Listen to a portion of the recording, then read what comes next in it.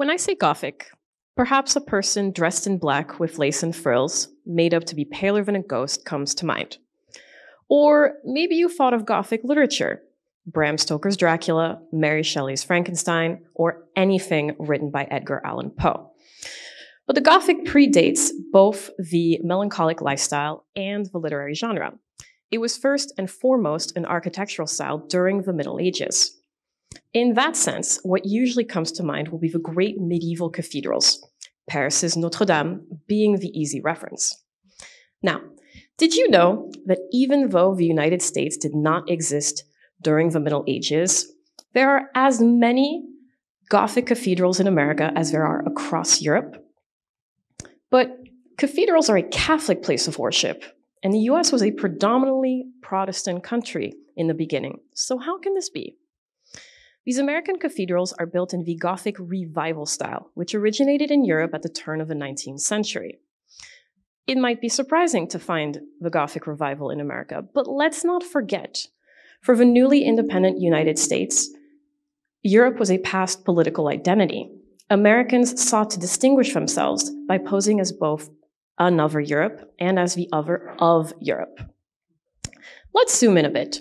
The northeast area of the US is called New England, and it's considered the most European region of the country. 4 Gothic revival cathedrals were built here between 1866 and 1892.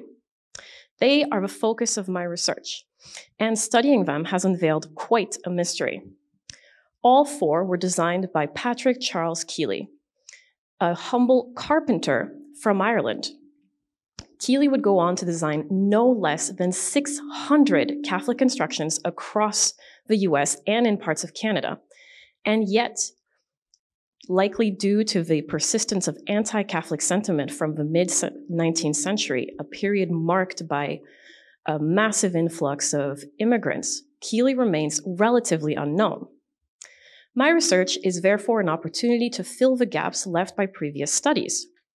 My goal is to identify Keeley's sources of inspiration when designing these cathedrals. Did he incorporate different elements from the medieval constructions of his native Ireland?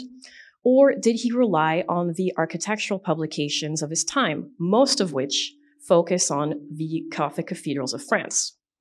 Not only will this be the first extensive research on Keeley's designs, this is an opportunity to insert New England's 4 medieval-esque cathedrals into the greater discourse about the Gothic revival, arguing that the Gothic is not just a phase, it's a way of anchoring ourselves in a distant past.